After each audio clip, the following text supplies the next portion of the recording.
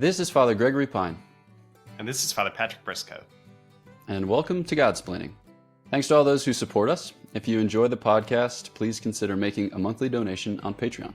Be sure to like and subscribe to Godsplaining wherever you listen to your podcasts. For this episode of Guestsplaining, we're very excited to have with us Mr. Jonathan Pageau, whose work you may know from here, there, and elsewhere. But short of introducing him in a wildly idiosyncratic and me way, I will just hand the parole over. So, Mr. Pageau, if you would just say a word, who you are, where you're from, the types of things that you're doing these days in 2022. Well, first of all, thanks for inviting me to your podcast. I am from Canada. I'm from French-speaking Canada. French is actually my first language. And I have a kind of very strange and tortuous story. My parents in the 70s converted to Protestantism. And then from Protestantism, I converted to Eastern Orthodoxy.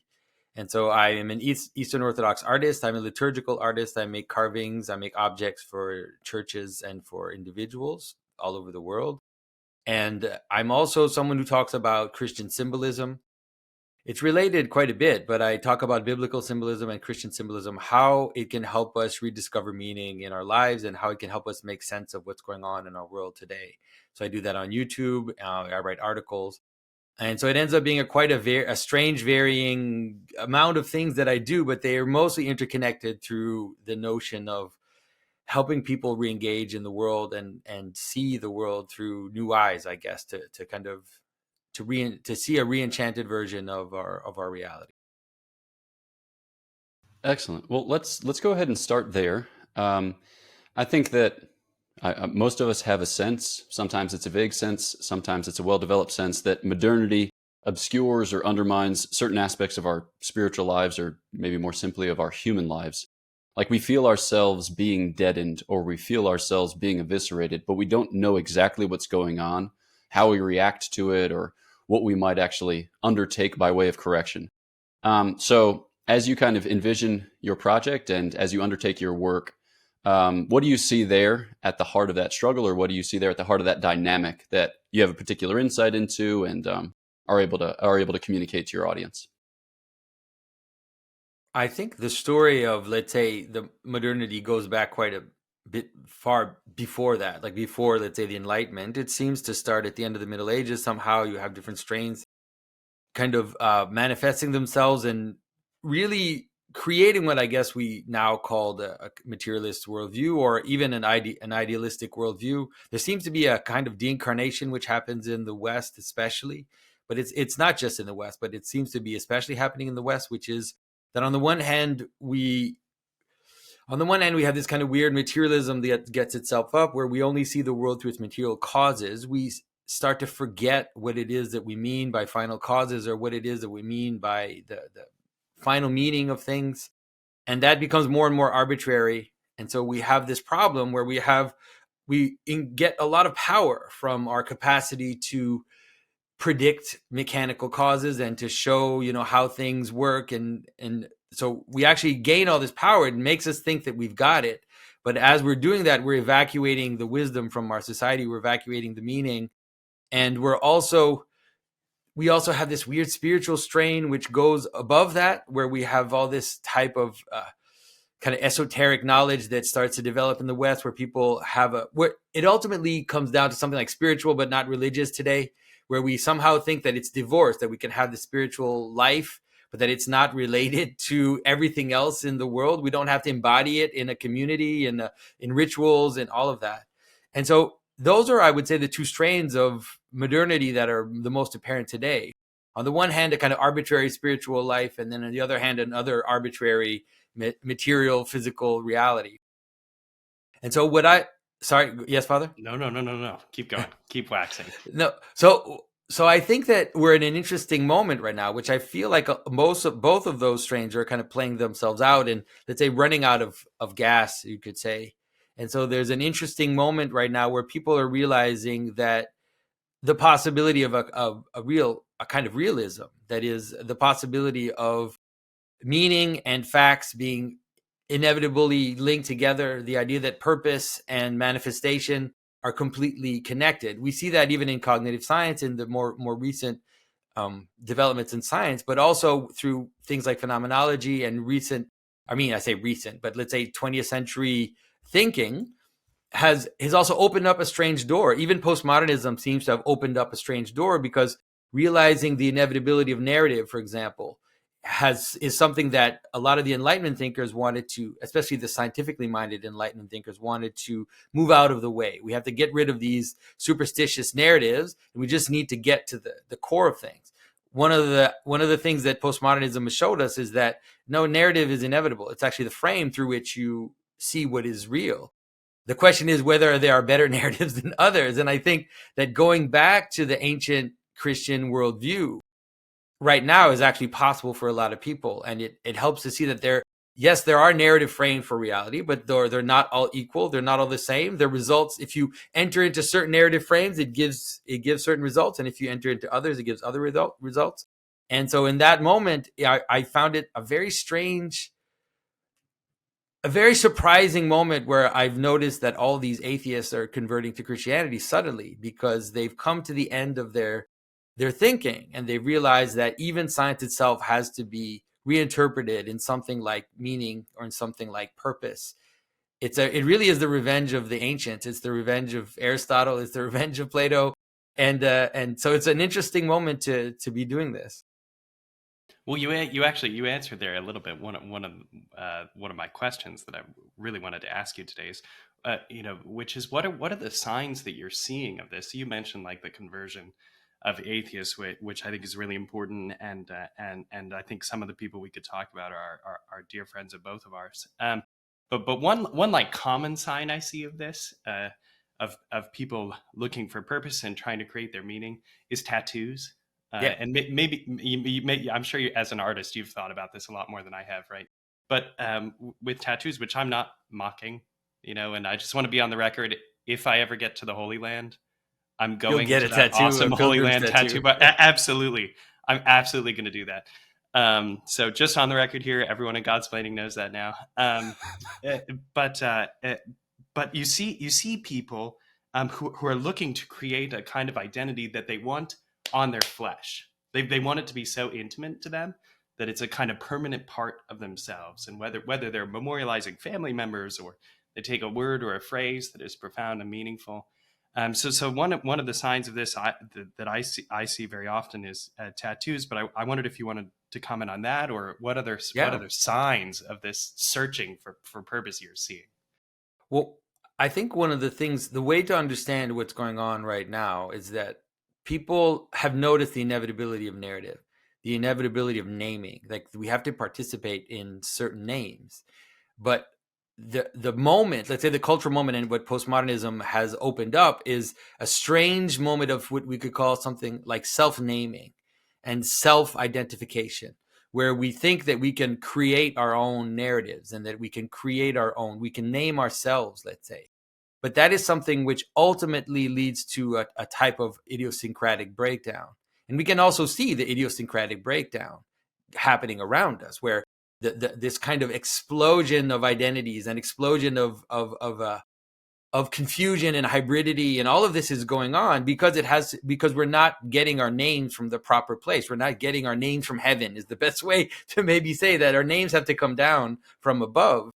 But it is an interesting moment, because people can see, that they want to participate in stories. They want to not just be entertained anymore. So something as silly as cosplay, for example, people who go to Comic-Con and dress up as all these fictional characters and spend, weeks and weeks creating these costumes. They really have a desire to participate in things which are not meant to be really totally participated in, right? You cannot be a Jedi. I'm sorry to tell people that can't happen. You can be a saint, and that's a real actual thing that you can participate in, but a Jedi, you can't. You can pretend, you can play with it, but you can't be a Jedi. So I think it's really an opportunity for us to speak into that and to help people see that your stories, these identities that you desire, they actually embed themselves in higher and higher identities, that they have to scale up, or else they're idiosyncratic. You have to be able to fit your stories into the story of your family, the story of your family into the story of your community, and ultimately that scales all the way up into something like sacred story, something like, you know, the story of the church itself. And there are other versions of that, but this is the version that we live in. This is the version that's real to us, especially as Western people that, you know, have had Christianity for 2,000 years. So I think that it's a moment where people can understand that and they can dive in. So maybe piggybacking off the tattoo example and then extending some of the thoughts that you just gave voice to, I think, you know, if thinking about getting a tattoo, I think part of the reason for which I would find it silly is because I'd feel like it was an attempt to encapsulate a part of my life with the recognition that that life is changing, right? And to think that I could encapsulate my life at the age of 33 when there may be another 50 years yet to live, it just feels, I don't know, it feels somewhat evanescent. Not to say that I don't have a foundation on which the future is built, but yeah, it just, I don't know. And I think part of that is the kind of ironic distance that and I suspect it's true of my generation, the kind of like millennial types feel with respect to basic commitments or like fundamental stories. For whatever reason, we're always joking about the things which ought to be most precious because we don't want to get caught looking dopey or silly.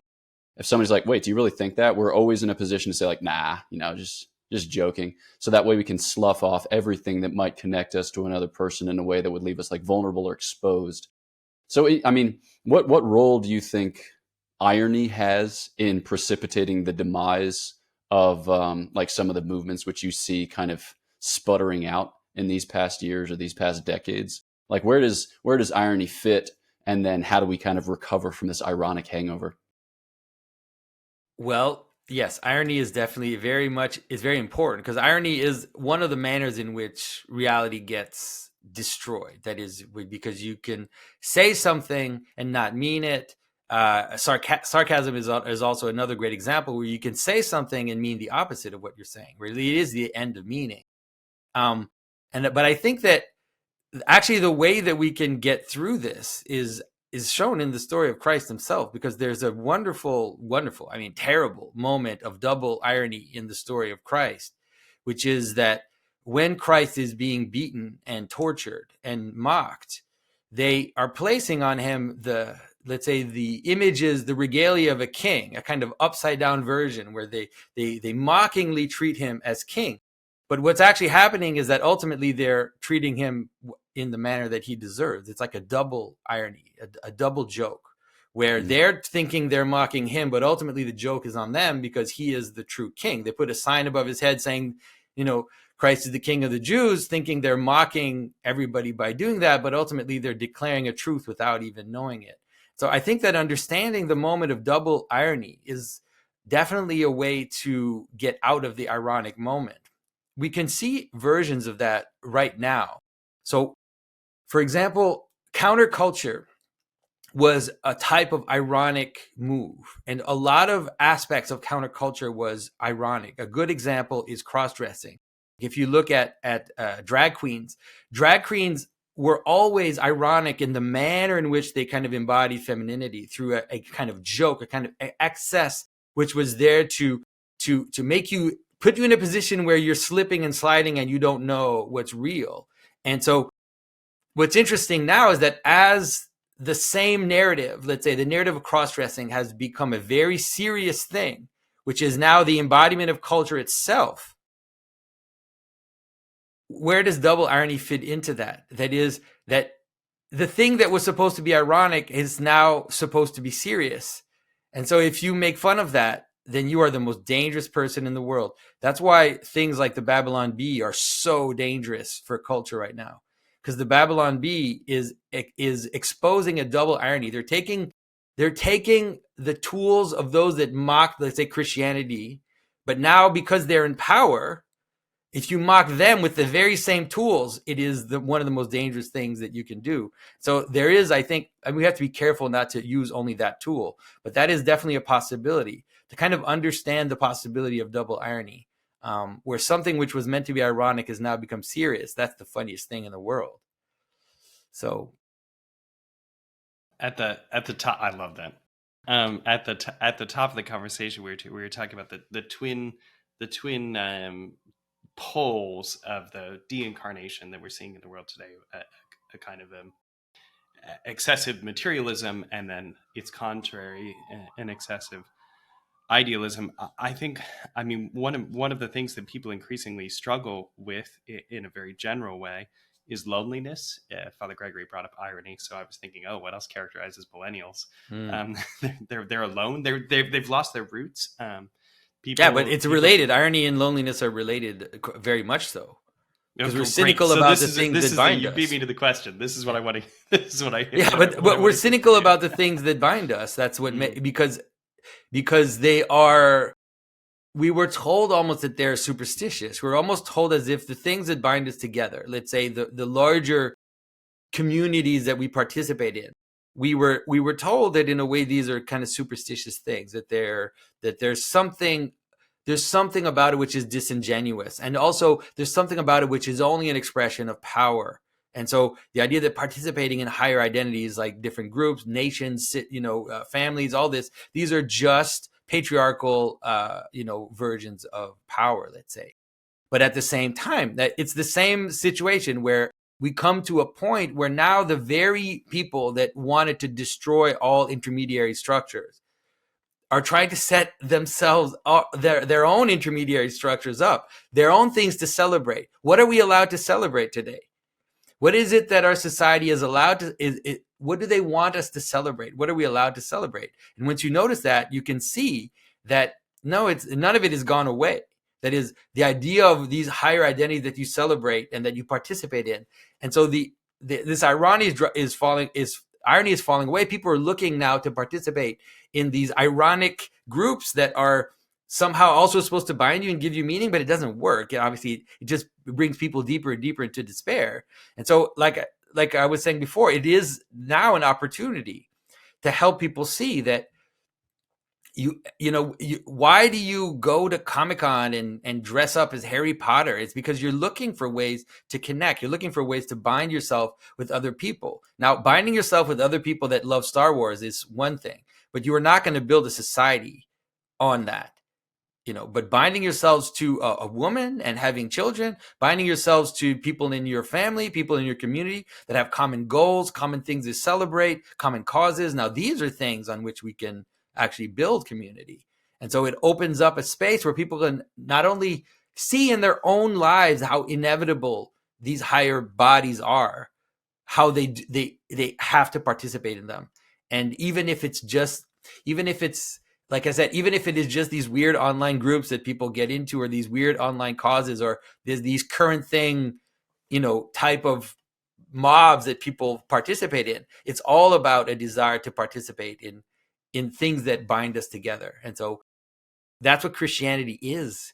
Christianity was that from the very beginning. It's not arbitrary why Jesus says we're a body, and that the whole way that St. Paul describes the church is as a body. It's because this is actually how reality exists. And Christ has given us the best way, which is bound through love, bound through self-sacrifice, bound through our worship of the source of all being, that is love itself. That's actually how the world works. And I think people are in a moment right now where they can strangely understand that again.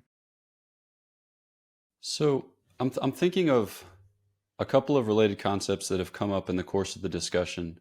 One is the sense of tradition, or like a kind of received meaning and purpose that you do not so much self-define as inherit and then, enter into or embody. And with that comes a sense of fit, kind of like a conscious consent to or abandonment to this experience, from whence arises, I think, a kind of happiness, or this worldly kind of happiness, which flourishes, or which is, I guess, blossoms into an otherworldly happiness. And then the way in which we troubleshoot problems, or the way in which we try to make something of the pilgrimage of this life. The reason why I'm thinking about it, you were talking about cross-dressing. I'm thinking about the transgenderism movement. And I've been thinking about it recently in terms of how you frame your troubleshoot, because I think that the worldview that you adopt largely dictates the means that you will subsequently use in your troubleshoot. So if you have a metaphysical worldview, specifically if you have like a Christian worldview, you see difficulties in your life as a result of, original and personal sin, and as a result of which you endeavor something of a kind of repentant / satisfactory process. But if you despair of that, then you're working with something probably that's more like therapeutic. And so you think about it as, or you limit your explanation to certain psychological or certain mental factors, which you try to, kind of smooth over or appease. But it seems like, at least recently, that there's no real framework in which to process. And so it's as if everything is on the table. And now we just have a kind of grand liberation narrative. And in order to seek a kind of deliverance, you can define the means. Now, granted, everyone kind of gets caught up in like what's happening now or the greatest or latest fad. But can you just kind of play out the logic or the implications of received tradition, finding a place within, and then how you troubleshoot your problems as a response to some of the bewilderment that we're seeing in the present day? So I think that the received tradition is really a way in which it's like a line, right? It's like a line of memory. You can understand it that way, or a thread of memory, which connects you to your origin, which connects you to the things that are before you. And they also, it provides you a language and a way but what it describes is, let's say, what is kept from tradition and what has been kept from tradition for a long time is actually describing reality. And once you have the thread, you can realize that it's real, that it's not just arbitrary, because that's the problem when people hear tradition. They think it's just this arbitrary stuff that our forefathers did, and now we have to kind of do the same thing. But that's not what tradition is. Tradition, especially in what I see in the Eastern fathers, is that the notion of tradition is almost like a spirit. It's like a way of being. So there are a bunch of rules and a bunch of things that exist part of tradition, but it really is almost like it's the frame in which you exist. It's the manner in which you are. That's what you receive from the past. You receive it from your fathers, from your priests, from the bishops, it really is like a way of being which is transmitted one generation after the other. And so this way of being is, like I said, it's not arbitrary. It's a way to exist which connects us to reality itself. Now, one of the problems that's happened, let's say, so one of the things that part of that tradition is a kind of hierarchy, and people hate the word hierarchy. But they hate it because they don't understand it. Because what hierarchy does is we always think of hierarchy as something which excludes. And to a certain extent, hierarchy does exclude, but we rarely try to understand hierarchy as that which includes. Because hierarchy also is a manner of inclusion. And it's a manner to include all things at their level, where they are. And so it's like, I can include you where you are if you accept where you are, right? If you are a sinner, if you like have this horrible bad habit and you go to confession, that's a manner of inclusion. The priest will tell you, like, you've got this thing you got to deal with. Here's some penance. Here's some things you got to do, but I'm going to include you. I'm not excluding you. I'm including you if you accept where you are, right? Does that make sense? And so this is actually one of the biggest solutions to our problem, is something like hierarchy. Because what we have in our world, one of the modern tropes and one of the modern problems is dialectic thinking, is moving from opposite to opposite. And so we have a weird extreme where we move from something like extreme exclusion to extreme inclusion. And you can see it, like, it's so funny. If you think of, for example, the whole LGBT question, you can see it, right?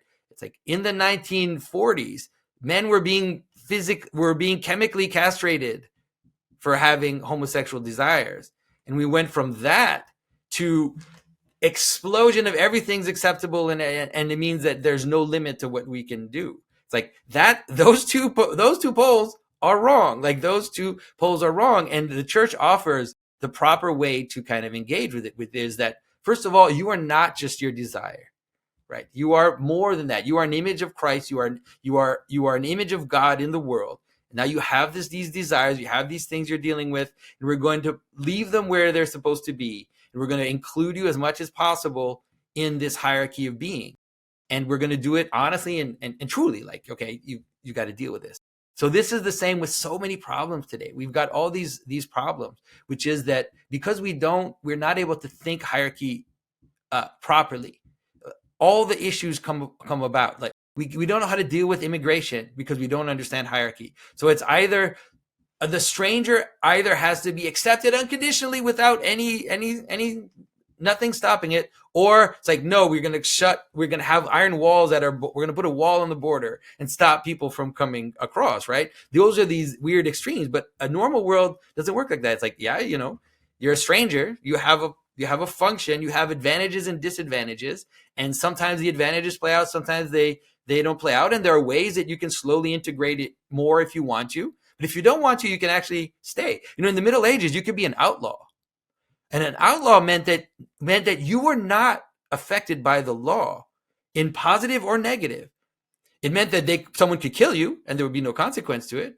But it also meant that you didn't have to pay taxes. You didn't have to do anything. You didn't have to serve society because you were an outlaw. And there was a way to exist that way in the world. That was possible. Now, today, we can't even think that way. We can't even imagine. When we look at the word outlaw, we don't understand why someone would even want to be an outlaw. We don't understand that there were reasons why these types of hierarchies existed and that there were advantages all across, let's say, the hierarchy. And so I think that that's really the re-understanding and re-embodying hierarchy properly, I think, is the solution to so many of our problems today. But that's going to be a hard one for people to understand. Now, so as we've gone through the toolbox here, you've offered a couple great tools. You've offered narrative, you've offered hierarchy. The important things that we can recover that will help us. I'm wondering what you might say about symbolism, right? Because you're an artist, so obviously you think that this is important. But if dialectic and interpretation are two of the major problems we're facing, how can symbols, which have to be interpreted and which often are extreme in their presentation, how can symbols or art help us? Well, I think, especially in my world, those two things are different. Like, let's say symbolism and art is different. But let's look at so the way that I talk about symbolism is I really talk about symbolism in almost an etymological way, which is that the way that we talk about the symbol of the faith. That's what I mean when I use the word symbol, which is that symbols are gathering of elements into patterned wholes. And it's almost like it's almost like being itself. It's the manner in which multiplicity gets disparate elements get brought together and now are presented as one. And so you can see it in a story, you can see it as music, you can see it as images, you can see it as rituals. All of these manner in which several things get pulled into unity. And the way that happens, that's patterned. It's not arbitrary. It always follows a pattern, which is ultimately, I think, the pattern of how the logos manifests himself in the world itself. Like, that's actually the pattern that is being revealed when we understand the symbolism behind the different things that we do. So one of the things that I help people understand, or I try to help people understand, is that your behavior is always ritualized, no matter what it is that you do. It's very difficult to have completely non-ritualized behaviors. Even addictions are highly ritualized types of behaviors. It's just that, let's say they're serving the wrong God. You could say they're little liturgies that you're participating in service of the wrong God. But let's say a family dinner is ritualized. It has to be, or else it won't hold, right? If you sit with your back at the table, if you try to do the opposite of the ritual, and you'll see how ritualized your behavior is. Try to sit with your back at the table, or try to sit under the table and see what happens. Like, see if your family dinner still holds together. But ultimately that scales up, and it scales up. And then the liturgy, the church's liturgy, actually becomes the ground of being. And I'm not saying that it's not just something I'm saying to sound spiritual. It actually binds all our rituals into one primal ritual that then holds the world together. Just like a village church would have the highest point of the steeple in the church, and then the bells would ring at 12 and everybody would stop what they're doing and they would pray together. Like, just that, in that manner, it actually does that. It binds us together. So I think that that's the manner in which, let's say, symbolism can help us through this crisis. Is, first of all, understanding that it is inevitable. You can't get out of it. Symbolism will inform your behavior no matter what. And understanding that there are better ones than others. It's like, engaging in your bad habits will have a circular ritual, and you can recognize it, you can identify it, but it's not good. Whereas, going to church and singing together, celebrating the highest thing, doing that with your family and the people that you're meant to love, that's a ritual that actually works and actually binds people together. Now, finally, in terms of art, one of the things I've been really pushing in the way I talk about it is that there is also a hierarchy of art. And the ancient art, or the art that was tradition, was participative. We always think of art as entertainment today. And we think of fiction, and there's nothing wrong with fiction. There's nothing wrong with entertainment, but we have to be able to put things in their proper place, which is that the best art is the one that's participative. Right? The best story is your story, the story you can live in, the story of the saints, the story of your family, the story, the stories of scripture. Those are the best stories. And so you can have superhero stories in the margins, and you can have kind of, more legendary type stuff in the margin. That's totally fine. But there are some better stories than others, just like the art that you can participate in, whether it is a beautiful cup or a table or chairs, or these are more real than the Picasso painting, at the MoMA. And there's nothing necessarily wrong with the Picasso painting, but we have to, once again, be able to understand that the cup that's on the altar, that's the ground of reality, and it's the ground of cups, and it's the ground of a lot of things, and that is more real than the more secular type art that we tend to identify as art. Strangely, we think that that's art, but we think that, that the objects that are made by humans that we use every day, that those are just objects that are, if we can recover the ancient manner of art, which was really just the skill to bring things together into functional unities, then we can, let's say, recover beauty, we can recover participation, and we can recover art at the same time. So as we wrap up the episode, I'm just thinking of the listener, thinking of using some of these reflections as a way by which to sort or to sift your own experience.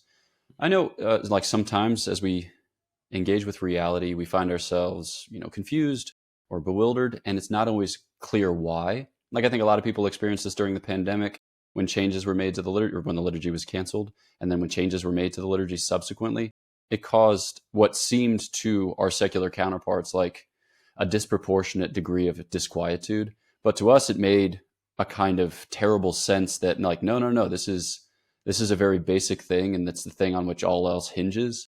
And without this sense, I don't know where to go, or I don't know what to do except be sad and angry. So it's, just listening to you kind of propose these very simple themes. It's helpful for me to make sense of my own experience, and just, thinking of the listener, you might consider these things as you work through, just the last couple of years in a particular way, but the last couple of beyond that, I suppose, the last couple of lifetimes. But insofar as you've only lived one, I should rephrase that. So we understand what you meant. This for me is super helpful. So thanks so much for taking the time and for thinking, very profoundly and beautifully about these things. For those who would, of our listeners who want to find out more about you and follow some of the works that you're currently engaged in, where can they look that up? And so the best place to go, I would say, is my website. It's called thesymbolicworld.com. That's where a lot of the more thinking part of what I'm doing is. So you'll find the different YouTube lectures, also we have a blog now, a bunch of people writing about symbolism, trying to kind of recover symbolic thinking in the modern world. And as for my art, you can go to Pageau Carving. So just my name, Pageau Carvings. And that's where you'll find my liturgical artwork. So wonderful. All right. So thanks again to you, and thanks again to all of our supporters. For those of you who'd like to tithe to our work, please check us out at patreon.com/Godsplaining. Please follow us on Facebook, Twitter, and Instagram. Like, subscribe, leave a 5-star review, insofar as that helps to get the word out to future listeners that they might hear a good word and so have their lives changed. Visit Godsplaining.org to shop merchandise and get dates and information for upcoming events, specifically those 3 retreats which we're hosting this summer at the end of July and the beginning of August. So you're most cordially invited. We hope to see you there to get to know you better and to deepen the community that's forged by the podcast. So what exists in a digital space will kind of take flesh in a more human space. All right, so our prayers are for you. Please pray for us, and we'll catch you next time on Godsplaining.